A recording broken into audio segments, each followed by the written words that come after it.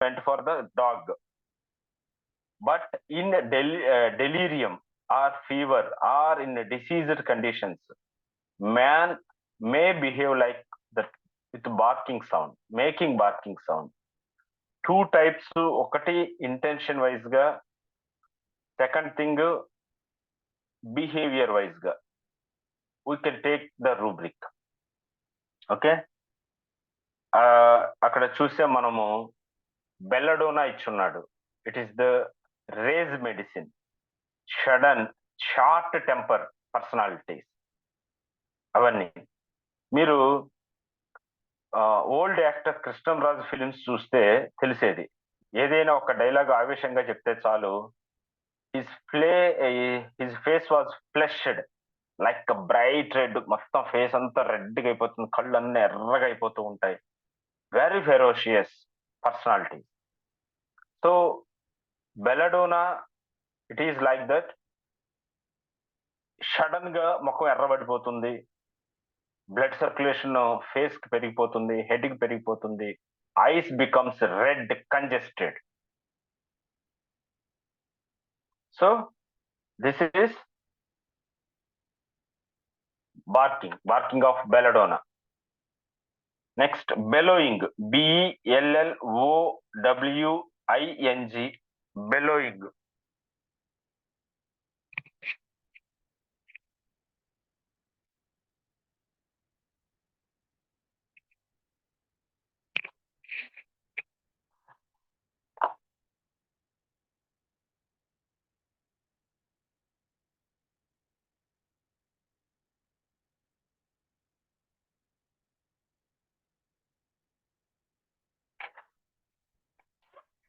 Bellowing.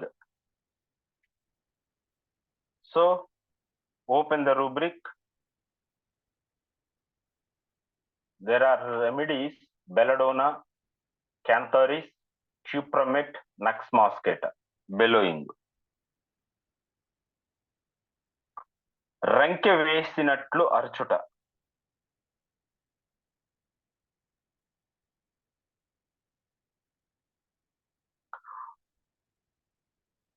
ఊపిరి పీల్చుకొని గట్టిగా బయటకు వదలటం, బెలోయింగ్. ఊపిరి పీల్చుకొని గట్టిగా బయటకు వదలటం.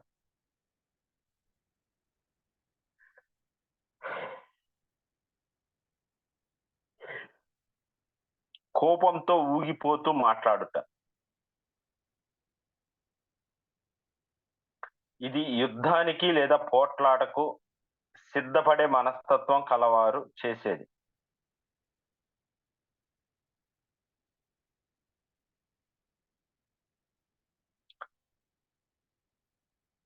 వీరి పిలుపు రా పోట్లాడుకుందాం. Usually we see this bellowing behavior in animals like bulls రెండు పోట్లాడుకునేటప్పుడు రంకె వేస్తాయి. రా అని కాళ్ళు నేలకేసి రుద్దుతుంది, రా పోట్లాడుకుందాం. I'm ready, are you ready? If you ready I will come, I will fight with you. ఇది ఇంటెన్షన్ ఆఫ్ బెలోయింగ్, రా పోట్లాడుకుందాం అనేటట్లు ఉంటుంది.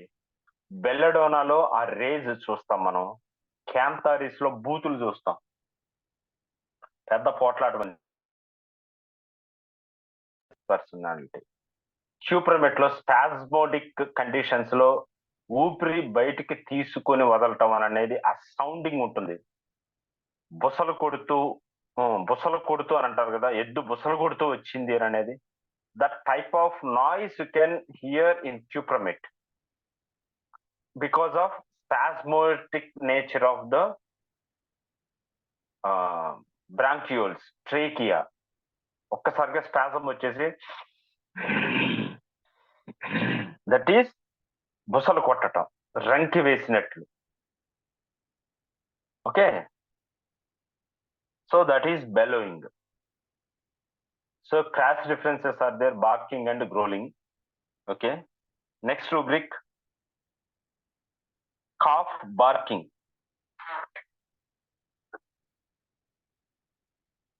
Cough barking.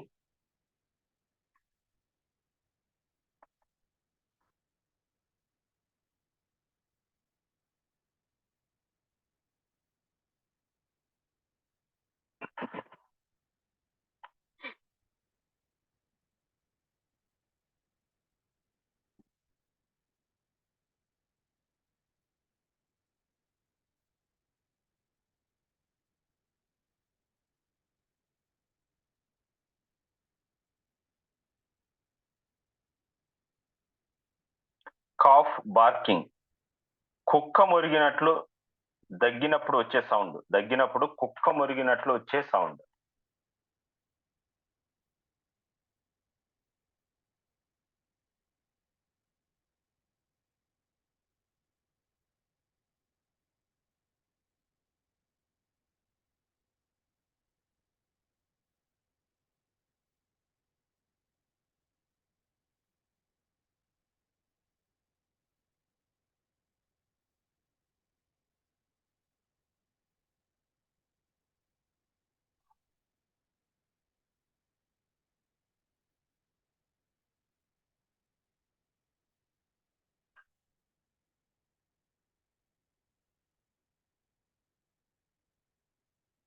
కుక్క మురిగినట్లు దగ్గినప్పుడు వచ్చే సౌండ్.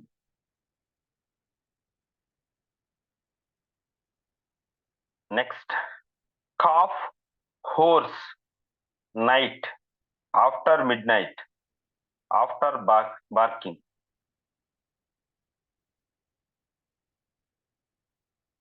ఆ రూబ్రిక్ తీయండి, కాఫ్ బార్కింగ్ అనే రూబ్రిక్ తీయండి.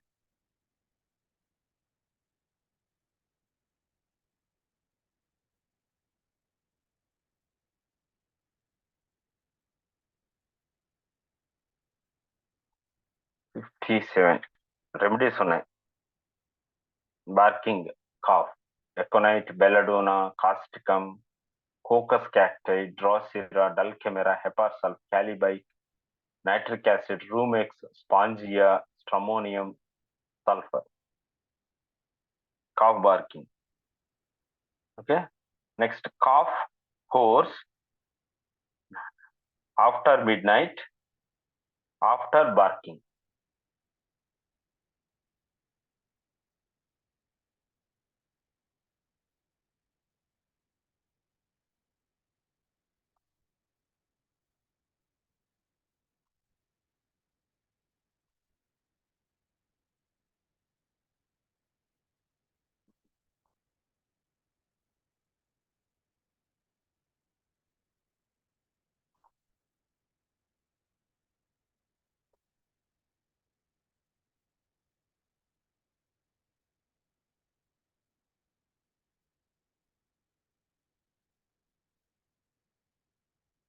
హోర్స్ అంటే కర్రకరమని బొంగురు గొంతు, కరకరమనే ఒక సౌండ్ కానీ బొంగురు గొంతు కానీ.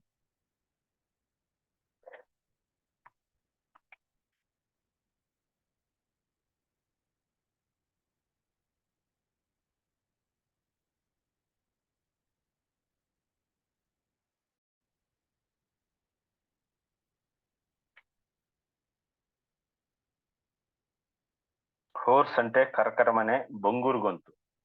Next rubric, delirium barking. Delirium barking.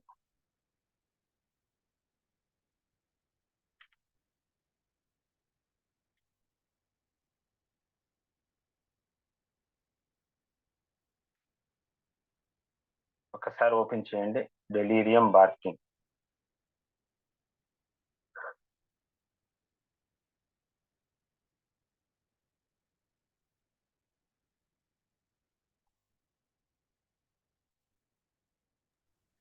Belladonna Cantharis. Belladonna, cantharis, nux moschata, the same remedies. ఇందాక మనం చూసిన బార్కింగ్ లో ఉండే remedies, but it is in delirium state. Delirium meaning మనం చెప్పుకున్నాం, ఒక మానసిక పరిస్థితి. దీన్ని ఎలాగా మనం చెప్తాము అని అంటే, it is acute state of the mind, altered mind status. అర్థం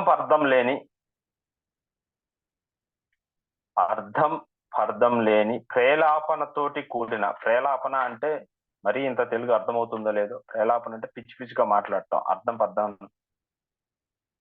వాటికి ఒక మీనింగ్ ఉండదు, ఒక కంటిన్యూటీ ఉండదు, ఒక అర్థం కూడా ఉండదు. ప్రేలాపన తోటి కూడిన ఒక మానసిక అస్తవ్యస్త పరిస్థితిని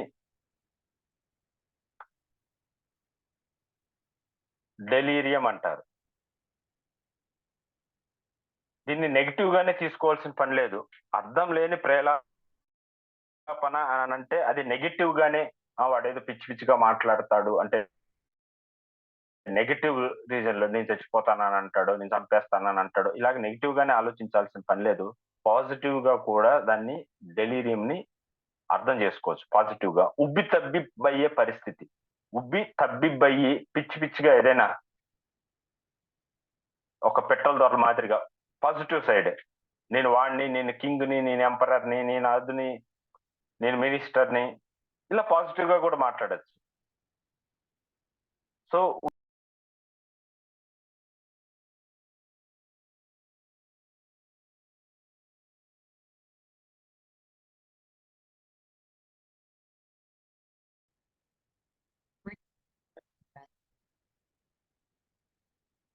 బార్కింగ్, మొరగటం. బార్కింగ్ అంటే మొరగటం తెలుసు కదా.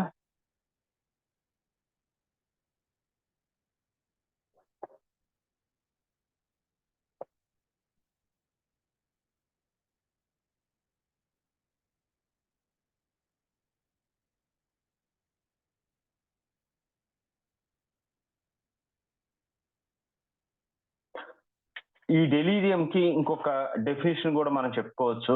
అక్యూట్ కన్ఫ్యూజనల్ స్టేట్ అనేది కూడా అక్యూట్ కన్ఫ్యూజనల్ స్టేట్ అనేది కూడా ఒక మీనింగ్ వస్తుంది.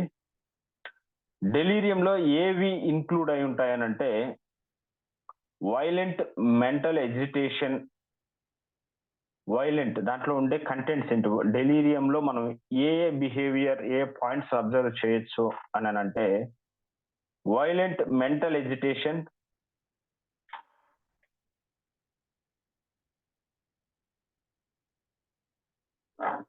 Plus excitement,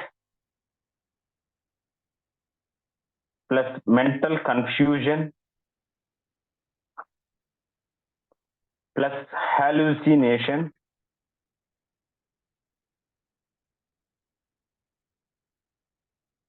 In this they can't think or speak.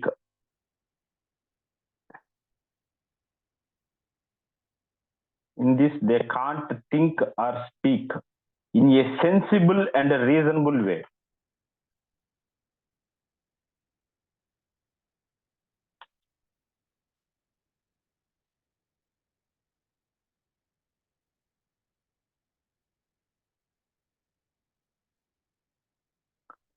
Cognitive functions are totally deteriorated. Cognitive functions are totally deteriorated.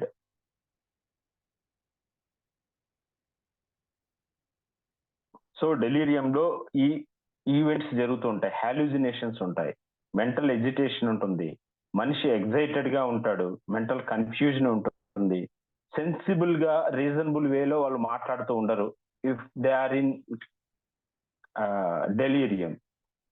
అలాగే cognitive functions are totally deteriorated. అంటే కాగ్నిటివ్ ఫంక్షన్స్ చెప్పాను కదా, గుర్తించటం, ఎనలైజ్ చేయటం, మళ్ళీ మెమరైజ్ తీసుకురావటం, ఇవన్నీ cognitive functions.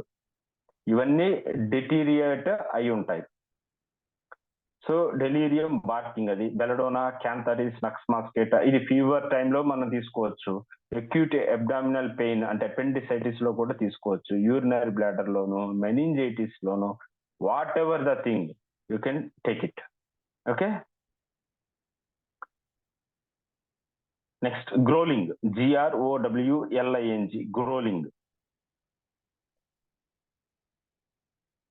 like a dog, growling like a dog.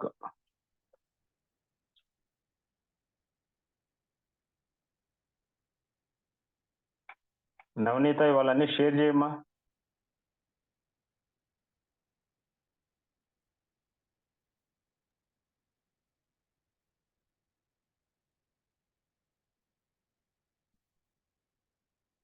గుర్రుమనుట,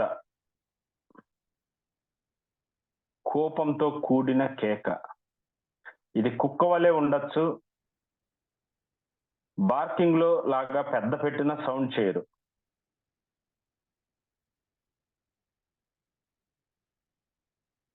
కానీ కోపాన్ని వ్యక్తపరుస్తారు.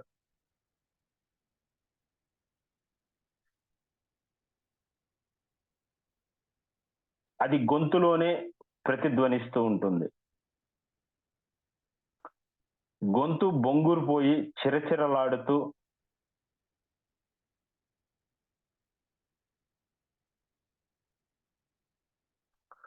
తన జోలికి రావద్దన్నట్లుగా కుక్క చేసే ఒక ఎక్స్ప్రెషన్ మనిషిలో కూడా కనిపిస్తే రూబ్రిక్ తీసుకోవచ్చు.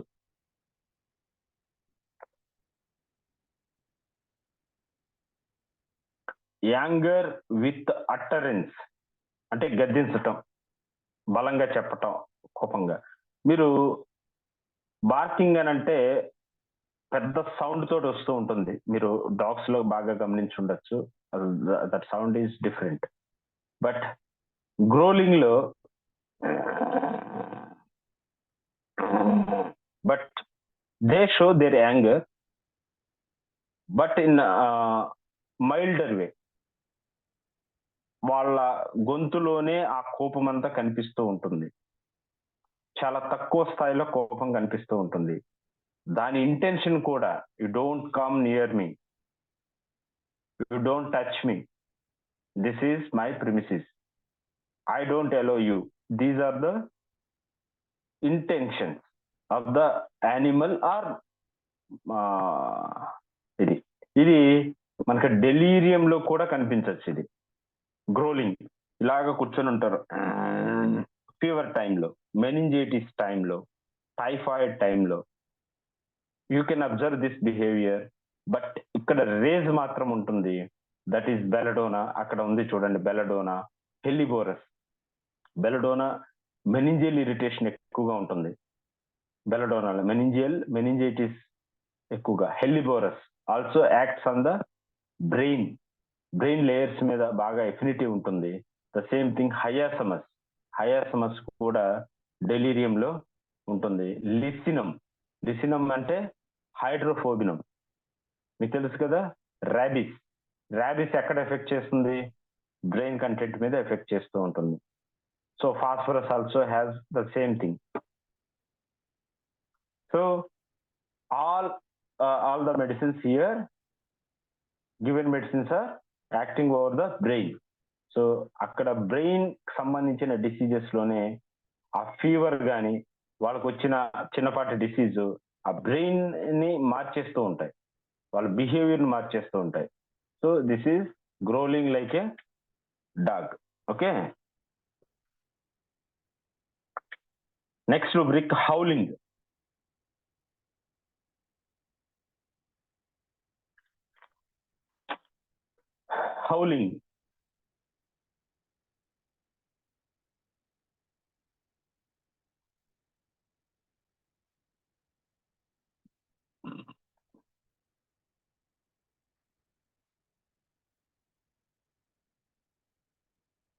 కూత, ఊళ,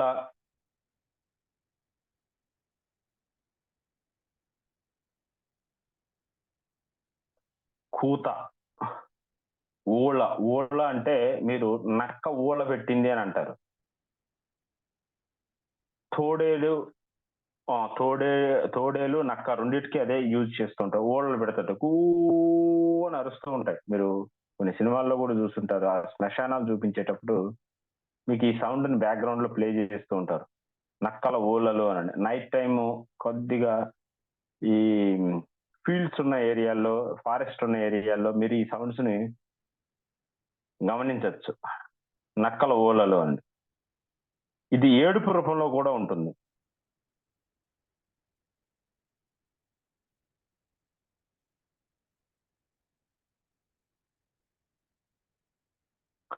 మీరు కుక్కలు కూడా తన వాళ్ళు ఎవరైనా చనిపోయినప్పుడు, లేకపోతే ఒక్కొక్కసారి రాత్రిపూట ఒక రకమైన ఏడుపు లాంటి ఒక సౌండ్ ని ప్రొడ్యూస్ చేస్తాయి. అది బార్కింగ్ కాదు, అది బార్కింగ్ కాదు, అది గ్రోలింగ్ కాదు, దట్ ఈజ్ హౌలింగ్. బాధని ఎక్స్ప్రెస్ చేస్తూ ఉంటాయి.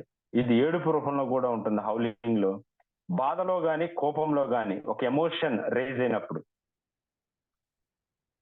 లాంగ్ టైం ఎక్స్ప్రెస్ చేస్తూ లాంగ్ టైం ఆ ఏడుపు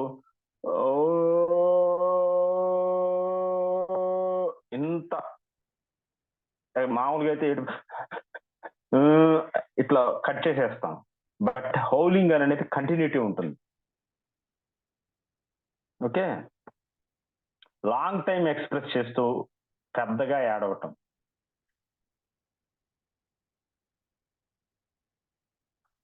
హౌలింగ్ అంటే కోత. హౌలింగ్ అని అంటే దాన్ని కరెక్ట్ అర్థం చెప్పాలంటే కోత పెట్టాడు అనండి. కోత అనే ఒక వర్డ్ వాడినప్పుడు it should be long time. Kabaddi కోత వేస్తాం మనం. కబడ్డీ కబడ్డీ కబడ్డీ దాన్ని కోత అని అంటాం. మాట్లాడుతున్నాడు అని అనం. మామూలుగా వెళ్ళి వాళ్ళతోటి ఎదుటి బ్యాచ్ తోటి మాట్లాడి వస్తే ఆ మాట కట్ అయిపోతుంది. ఎరా నీ పేరేంటి, మధ్యలో గ్యాప్. నీ పేరేంటి, మధ్యలో గ్యాప్. బాగున్నావు, మధ్యలో గ్యాప్. ఇది మామూలుగా మాట్లాడటం. బట్ కోత you don't stop it. Kabaddi kabaddi kabaddi kabaddi kabaddi, this is కోత. కోత అన్నప్పుడు ఎప్పుడు లాంగ్ టైం ఎక్స్ప్రెస్ కావాల్సిందే. బాధతోటి లాంగ్ టైం ఎక్స్ప్రెస్ చేసే సౌండ్.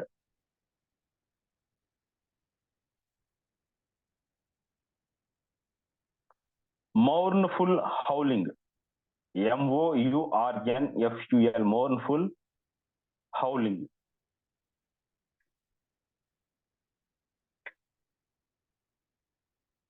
ఏది ఏమైనా ఇక్కడ ఎమోషనల్ ఎక్స్ప్రెషన్ ఎక్కువసేపు ఎక్స్ప్రెస్ చేస్తారు. దీని మీనింగ్ అది ఎమోషనల్ సఫరింగ్ కావచ్చు. ఎమోషనల్ ఎక్స్ప్రెషన్ ఎక్కువసేపు ఎక్స్ప్రెస్ చేస్తారు, ఎక్కువసేపు ఉంటుందన్నమాట.